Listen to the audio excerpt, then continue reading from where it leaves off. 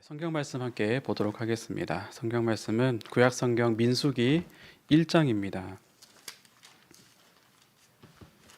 민수기 1장 1절에서 4절 그리고 44절에서 47절 말씀을 제가 봉독하도록 하겠습니다. 봉독하겠습니다. 이스라엘 자손이 애굽 땅에서 나온 후 둘째 해 둘째 달 첫째 날에 여호와께서 시내 광야 회막에서 모세에게 말씀하여 이르시되 너희는 이스라엘 자손의 모든 회 중 각 남자의 수를 그들의 종족과 조상의 가문에 따라 그 명수대로 계수할지니 이스라엘 중 20세 이상으로 싸움에 나갈 만한 모든 자를 너와 아론은 그 진영별로 계수하되 각 지파의 각 조상의 가문에 우두머리 한 사람씩을 너희와 함께 하게 하라. 44절부터입니다. 이 계수함을 받은 자는 모세와 아론과 각기 이스라엘 조상의 가문을 대표한 12지휘관이 계수하였더라. 이같이 이스라엘 자손이 그 조상의 가문을 따라 20세 이상으로 싸움에 나갈 만한 이스라엘 자손이 다 계수되었으니 계수된 자의 총 계는 60만 3,550명이었더라. 그러나 레위인은 그들의 조상의 지파대로 그 계수에 들지 아니하였으니. 아멘. 또 수요 저녁 예배에 오신 성도님들을 주님의 이름으로 환영하고 또 축복합니다. 날씨가 조금은 나아졌지만 그래도 여전히 추운데 추운 날씨에 건강 조심히 하시면서 지내시기를 바라고요. 어느새 2022년이 한 달도 안 남았습니다. 12월 달 이제 한 달도 안 남았는데 2022년 잘 마무리하는 그런 12월을 지내시기를 바라고요. 또 주위에 보니까 코로나가 재확진 되신 분들이 또 이렇게 한둘 나타나더라고요. 방심하지 마시고 코로나에 걸리지 말고 또 건강하게 겨울을 나셨으면 좋겠습니다. 네, 오늘은 우리 선빈 전도사님이 말씀해 주신 것처럼 민수기 말씀을 함께 나누겠습니다. 오늘부터 민수기 말씀을 나누게 되는데요.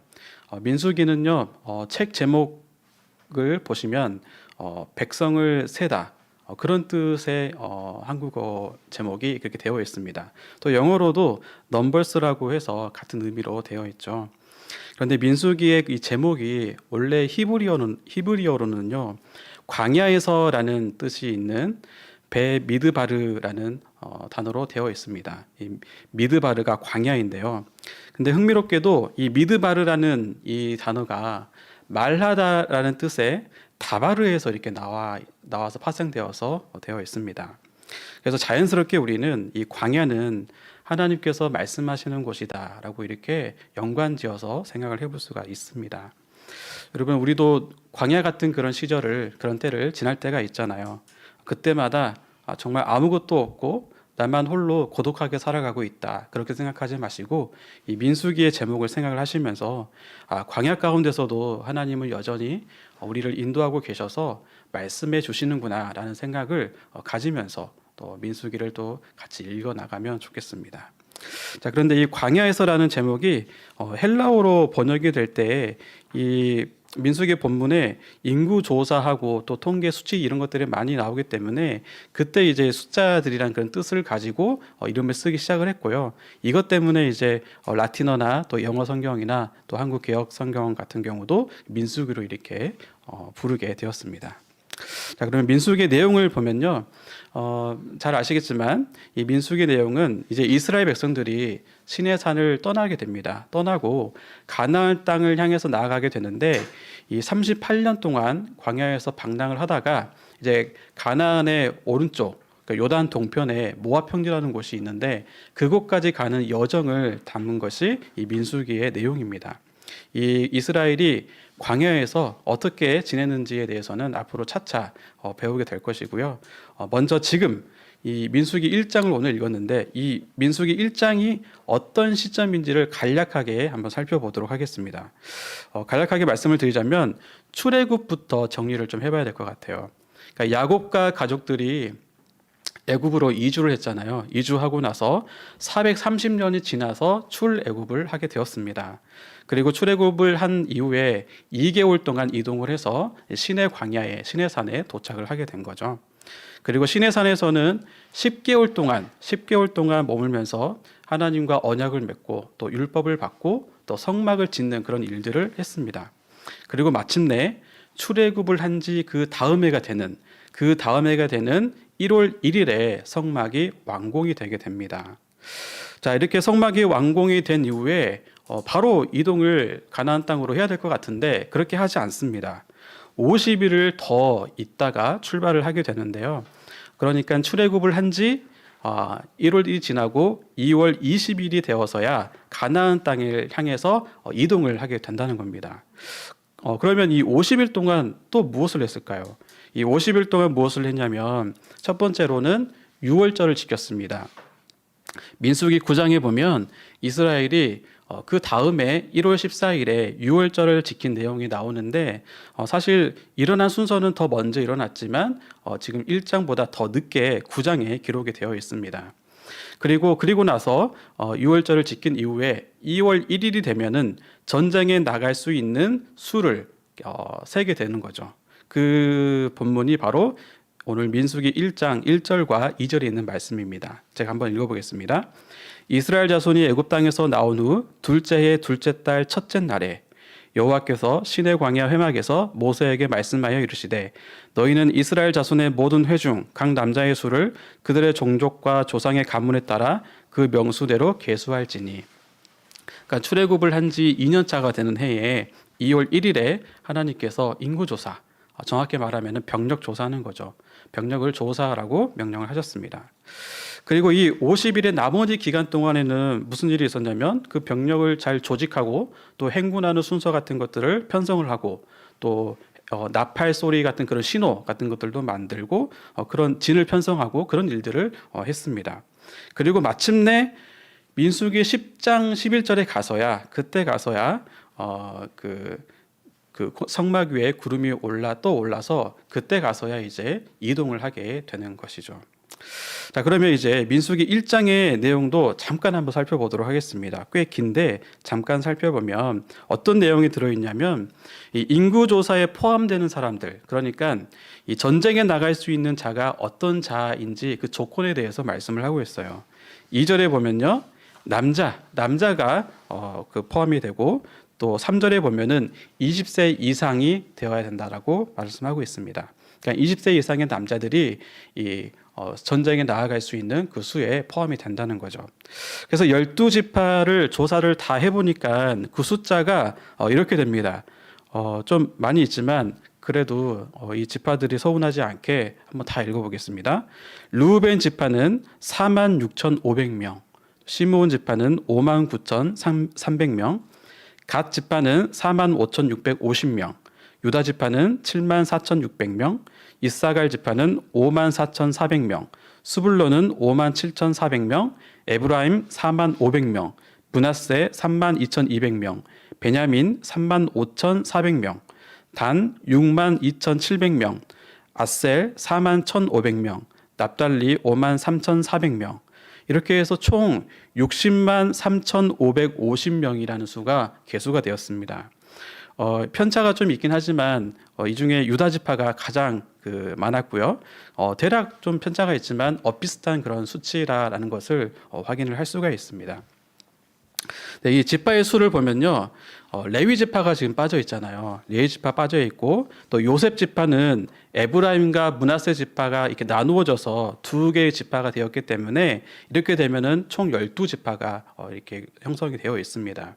레위 지파가 빠져 있는 이유는 하나님께서 이 레위 지파를 병력의 수로는 세지 말라라고 말씀하셨기 때문인데요.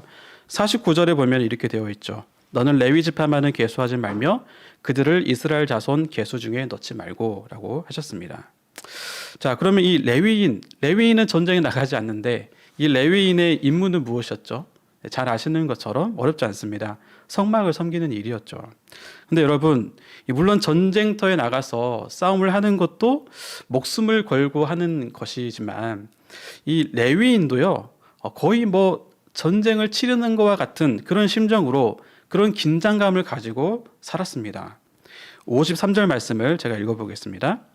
레위인은 증거의 성막 사방에 진을 쳐서 이스라엘 자손의 회중에게 진노가 임하지 않게 할 것이라. 레위인은 증거의 성막에 성막에 대한 책임을 지킬지니라 하셨습니다. 이 말이 무슨 말이냐면 레위인은요, 이 성막이 한가운데 있으면 성막을 사면을 삥 둘러서 진을 쳤습니다. 왜냐하면 이스라엘 백성들이 혹여나 이 성막에 가까이 와서 성막을 만지다거나 또 들어간다고 하게 되면은 하나님의 진노가 임하기 때문에, 죽임을 당하기 때문에 이 레위 지파가, 레위인들이 이 완충제 역할을 했다는 겁니다. 이 성막에 대한 책임을 가지고 있어서 성막을 지키는 역할을 했다는 건데요. 물론 이것이 전쟁에 비할 것은 아니지만 그래도 레위인들은 군대를 다녀오신 분들은 잘 알 거예요. 계속해서 불침번을 써야 되고 또 계속해서 끊임없이 경계 근무를 써야 되는데, 마치 그렇게 하는 것처럼 항상 신경을 곤두세우고 이 성막을 지켜야 되는 그런 긴장감 속에 하루하루 전쟁이 있든 없든 늘 그렇게 살아야 했다는 것입니다. 여러분, 이런 막중한 책임을 지니고 살라고 하면은 기꺼이 살 수가 있으시겠습니까? 이렇게 보면 레위인이 전쟁에 나가지 않는 충분한 이유가 있구나라고 하는 것을 조금이라도 좀 이해를 할 수 있을 것 같아요. 자, 그러면 이렇게 민수기 1장은요, 좀 길지만 간단하게 요약을 하자면 이렇게 전쟁에 나가는 병력을 계수하는 그런 내용이 기록이 되어 있습니다.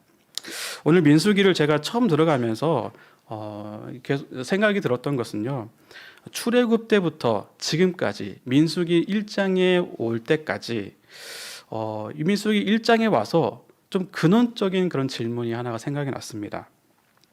어떤 생각이었냐면 생각보다 이 시내 광야에 너무 오래 있었던 거 아닌가? 하나님은 왜 좀 더 서둘러서 이스라엘을 광야에 두지 말고 가나안에 들어가게 그렇게 하지 않으셨을까? 이런 질문이 들었습니다. 여러분, 이 코로나 시기에 여러 가지 관심도가 높아진 것들이 있겠지만 그 중에 하나가 캠핑이 있다는 거 아세요? 뭐 차박, 뭐 캠핑족 이런 단어들이 아마 노출되어서 들으신 분들이 많이 있을 거예요. 그 서울에 보면은 월드컵 경기장 옆에 노을 캠핑장이 있는데요. 예, 노을 캠핑장 같이 이 서울에 있는 캠핑장은 주말에 예약을 하기가 굉장히 어렵습니다. 몇 달을 기다려야지, 또 1년을 넘게 기다려도 예약을 하기 어렵다. 그 정도로 인기가 높습니다. 또 이렇게 장박이라고 아시나요? 장박. 이 텐트 자리를 몇 개월 또 1년 단위로 이렇게 계약을 해서 주말마다 이용하는 그런 분들도 있습니다. 그만큼 캠핑이 유행하고 인기가 많아졌는데, 그런데 아무리 캠핑을 좋아하시는 분들도 1년 365일을 캠핑하면서 살라라고 하면은 그렇게 살지 못할 것 같아요. 그런데 지금 이스라엘 백성들은요, 시내 광야에서 1년 정도의, 1년이 좀 넘는 그런 정도의 시간을 텐트를 치면서 살았습니다. 인간적인 생각으로는 빨리 이 텐트를 접고 가나안 땅에 빨리 들어가서 안전하게 정착하면서 살고 싶은 그런 마음이 들지 않았을까요? 사실 이집트에 살 때는 그래도 거기에서 안정된 주거 시설에서 살았던 그런 경험이 있지 않았습니까? 이게 막 비교가 되면 이 광야에서의 텐트 생활은 굉장히 불편했을 것입니다. 물론 잘한 행동은 아니지만 오죽했으면 다시 애굽으로 돌아가자 이런 말까지 했겠습니까? 그런데도 하나님은 가만히 보면 별로 이렇게 서두르지 않으신 것 같으세요. 서두르시는 그런 모습이 없는 것 같아요. 성막이 완공 후에는 또 어땠죠? 성막이 완공된 후에는 바로 이동할 만도 한데 그렇게 하지 않고, 또 민수기 10장까지 내용을 쭉 읽어보면요, 하나님은 그 가운데에서도 유월절을 지키게 하시고, 또 병력 조사를 아까 말했다시피 병력 조사를 하고 또 조직을 하게 하고, 그뿐만이 아니라 이 성막과 관련된 레위인에 대한 그 법규, 규율들, 율법들을 또 계속 말씀하십니다. 그 외에도 또 율법들을 다시 새기면서 말씀을 하세요. 이걸 보면은 하나님은 도대체 이 이스라엘의 이 불편을 아시는지 모르시는지 전혀 서두르시는 모습을 파악하기가 어렵다라고 이게 생각이 들었던 거죠. 여러분, 하나님은 왜 서두르지 않으셨던 걸까요? 결론부터 말씀을 드리자면 하나님의 관심은요, 이스라엘도 그랬고 우리에게도 그렇지만 하나님의 관심은 가나안 땅에 들어가서 사는 것 그 자체, 그거 자체에 있지 않기 때문입니다. 하나님의 관심은 가나안 땅에 들어갈 이스라엘 백성들이 어떤 존재로 준비되어지는가, 어떤 존재로 만들어지게 되는가, 여기에 관심이 있다는 뜻입니다. 자, 하나님의 관점에서 한번 돌이켜 볼까요? 하나님은 이스라엘을 신의 산으로 이끄신 후에 언약을 맺고 율법을 주시고 성막을 만들어서 하나님과 가까이 가게끔, 죄의 용서를 받고 하나님과 관계를 회복되는 그런 일들을 경험하게 해 주셨습니다. 이것은 하나님께서 이 이스라엘 백성들과 마음과 마음을 연결해서 같이 있고 싶어 하신다는 그런 메시지를 말씀을 해 주시는 거죠. 하나님이 이스라엘을 이렇게 만드신 이유는요, 앞으로 보여줄 그 가나안 땅, 그 가나안 땅에서 살아갈 때에 그 가나안 땅에 사는 가장 어울리는 자들로 만드시기 위해서 이렇게 하셨습니다. 여러분, 지금 가나안 땅에 살고 있는 그 타락한 가나안 거주민들은요, 그 땅과 어울리지 않았죠. 그래서 하나님께 심판을 받게 되잖아요. 그리고 애굽에서 노예로 살았던 그런 모습도 그 가나안 땅과는 어울리지 않는 모습입니다. 그래서 하나님이 이스라엘 백성들을 그들과는 다르게 거룩한 백성으로 빚어가기 시작을 하셨고, 그 일들을 하는 것이 하나님이 최고로 우선으로 삼는 하나님의 일로 생각하시면서 하나님의 일을 행하셨다는 겁니다. 그리고 그 하나님의 백성을 만들어가는 그 일을 하기 위해서 그 일을 할 때에 가나안 땅에 이동하는 것 그 자체에는 별로 서두르지 않으셨다는 말씀입니다. 여러분, 하나님은요, 서두르지 않으시는 그런 분이신 것 같아요. 우리 인간은 서두르는 인생의 연속이라고 할 수 있을 만큼 늘 막 서둘러서 해야 되는 그런 모습을 떼어내지 못하고 살아갈 때가 참 많이 있잖아요. 우리는 정확한 계획을 세우기도 어렵고, 또 계획을 세워도 정확하게 지켜내기도 힘들어하는 그런 존재입니다. 또 아무리 잘 계획하고 계획대로 진행을 한다 하더라도 갑작스러운 그 외부의 세찬 풍파가 예기치 않게 다가올 때도 있지 않습니까? 그러다 보면은 이 서두르게 되는 일이 한두 가지가 아니게 되는 것 같아요. 물론 좋은 의미로 서둘러서 하는 것도 말할 수 있겠지만, 사실 그것도 정확하게 말씀을 드리면 정확한 계획을 세우고 완수할 능력만 있다면 서두를 필요가 없겠죠. 그런 면에서 하나님은 언제나 서두르는 면이 없으십니다. 전능하신 하나님께서 그분의 선하신 계획대로 한 걸음 한 걸음 그 계획대로 이루어 나가시기 때문입니다. 여러분, 자라나는 자녀들이 부모가 불안해하면요, 그 불안해하는 부모를 보면서 자녀들도 불안해지게 됩니다. 또 세상의 리더들이 자신이 막 떨리면서도 자기를 보고 따라오는 자들을 위해서 내색하지 않고 꿋꿋이 앞서 나가는 모습을 보게 되면 그런 모습을 보고 존경심을 갖기도 하죠. 그런데 살아가는 성도 여러분, 우리가 바라보고 의지하는 우리의 하나님은요, 완전하신 분이시고 또 두려워하지 말라라고 우리에게 말씀해 주시는 분이십니다. 선하신 계획 안에서 우리를 인도하시고 선하신 계획을 반드시 이루시는 전능하신 하나님이십니다. 여러분, 그 전능하신 하나님을 오늘 이 밤에 다시 한번 바라보고 그분이 전능하신 하나님이시다, 그리고 지금도 우리를 인도하고 계시는 분이시다, 이것을 붙잡으면서 그 은혜 가운데 살아가는 여러분이 다 되시기를 바랍니다. 그러고 보면 우리 다윗교회도 얼마든지 하나님이 왜 이렇게 서두르지 않으실까, 이렇게 좀 여쭤볼 수 있는 그런 충분한 이유가 있는 그런 교회인 것 같습니다. 우리가 YMCA에서 나가게 될 때에 예배당을 또 어디 빌려야 될지, 아니면 건물을 사야 될지, 또 건물을 지어야 될지 굉장히 많은 것들을 모색했지 않습니까? 그러다가 예배당을 건축하기로 결정하고 또 종교 부지를 사게 되고, 그 이후로도 지금 5년이 넘어가는 시간이 되었습니다. 하나님께서 우리의 불편을 아시는지 모르시는지, 하나님 너무 서두르지 않고 계시는구나, 이런 마음이, 이런 생각이 들 수가 있는 거죠. 성탄절에 맞춰서 입당 예배를 드리면 얼마나 좋았을까. 그런데도 하나님은 별로 서두르지 않으신 것 같아요. 사실 다들 같은 마음이겠지만 우리 모두가 빨리 건축이 서둘러서 끝났으면 좋겠다, 이런 마음이 있지 않습니까? 그런데도 하나님은 우리에게 우리의 때가 아니라 하나님의 때를 준비해 놓고 계신 것 같습니다. 저는 확신합니다. 하나님이 우리 다의 공동체에게 주시려고 하는 것, 원하시는 것은 그냥 빨리 새 예배당이 지어져서 그 안에 들어가는 것 그 자체, 거기에만 있다라고 결코 생각하지 않습니다. 저는 확신하는 것은 이 새 예배당에 들어가기 위해서 우리 다의 공동체를 하나님의 아름다운 자녀로 빚어 나가시고 또 성숙하게 해 주시는 것, 그것을 위해서 하나님께서 인도하고 계신다라고 믿습니다. 이것은요, 우리 각자의 삶에서도 마찬가지입니다. 여러분이 생각하시는 개인적인 그런 바람이 있을 것이고, 또 가족들, 자녀들이 이루었으면 하는 그런 기대들, 이런 것들이 있지 않습니까? 그러한 것이 우리에게 주실 선물로서 가나안 땅이라고 한다면, 우리가 그 가나안 땅 자체를, 그 얻는 것 자체만을 목적으로 두지 않았으면 좋겠습니다.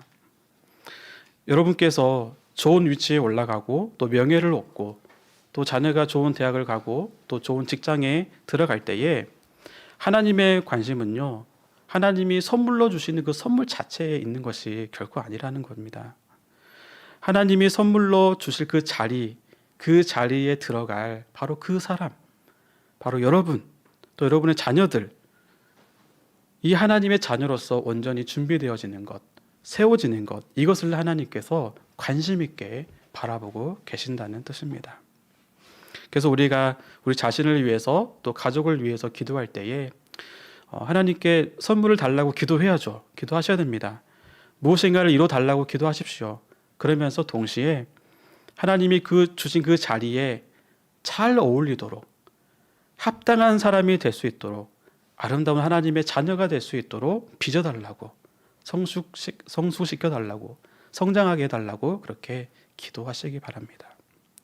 오늘 민수기를 시작하면서 이 가나안 땅을 향해서 이동하는 것을 서두르지 않으시고 오히려 하나님의 백성을 빚어 나가시는 그 하나님의 마음을 우리가 이렇게 바라봤으면 좋겠습니다. 그래서 우리의 인생뿐만이 아니라 우리 교회와 또 이 세상을 다시 한번 그 하나님의 선하신 인도하심에 내어 맡기는 그런 믿음의 사람, 믿음의 자녀로 살아가기를 축복합니다. 마지막으로 그 메타인지 학습법이라고 여러분 들어보셨습니까? 이 메타인지라고 하는 것은요, 내가 뭘 아는지 또 뭘 모르는지를 아는 능력, 그것을 메타인지라고 하는데요.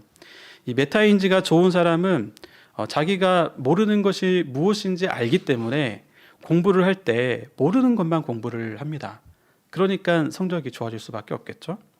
근데 저같이 메타인지가 떨어지는 사람은 공부를 할 때마다 아는 것부터 공부를 시작을 하게 되죠.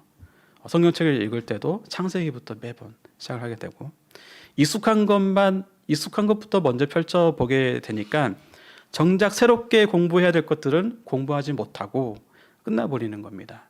그러니 성적이 좋을 리가 없겠죠. 여러분, 자녀들이 이런 메타인지가 잘 발달돼서 좀 좋은 자녀로 자라나게 하고 싶잖아요. 그렇게 하려면 어떻게 해야 될까요? 자녀들이 메타인지가 좋은 자녀들로 자라게 하려면 어떻게 해야 될까요?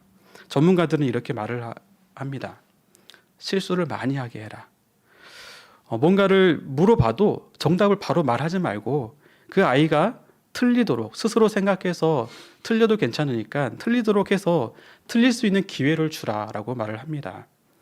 근데 그게 말이 쉽지 자꾸 실패하고 틀리고 그것을 바라보는 부모의 마음은 얼마나 속이 타겠습니까? 그런데 하나님께서 우리를 인도하시는 방법이 바로 이런 것과 비슷하다고 생각을 합니다.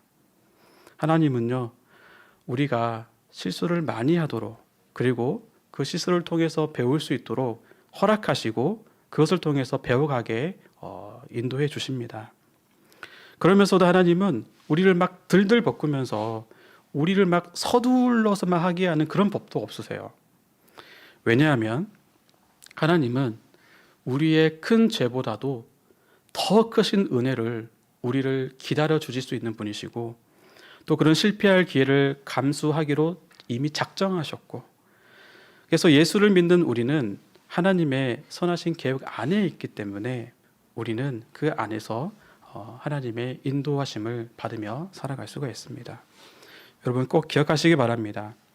우리가 오늘 또 실패했다 하더라도 우리는 하나님의 전능하심 속에 여전히 있고요. 우리가 오늘 또 실패했다 하더라도 적어도 어제보다 우리의 키는 조금 더 자라 있습니다. 하나님이 우리를 어떤 곳에 인도하실지, 어떤 자리로 인도하실지 모르지만 그 자리에 어울리는 자로서 조금씩 우리를 빚어나가고 계신다는 겁니다. 하나님의 전능하심과 선하심을 오늘도 다시 한번 의지하면서 그렇게 우리를 사랑하시는 그 사랑을 힘입어서 우리를 닥달하지 않으시고 또 우리를 너무 서두르게 하지 않으시는 그 하나님을 바라보면서 하나님의 훌륭한 백성으로 또 하나님의 아름다운 자녀로 그리고 레위인으로서 군사로서 살아가시는 주님의 자녀들이 다 되시길 바랍니다. 이 민수기가 히브리 원어로는 광야에서라는 뜻이라고 했는데 우리가 살아가는 이 세상이 정말 광야와 같지 않습니까? 이 세상을 살아갈 때 그냥 홀로 고독하게 살아가는 것이 아니라 우리에게 말씀하시고 인도하시는 그 하나님께서 우리를 서두르지 않고 빚어가시는 그 하나님이신데 그 하나님을 더 신뢰하면서 오늘 하루를 살아가시는 주님의 귀한 자녀들이 다 되시기를 주님의 이름으로 축복합니다. 함께 기도하겠습니다.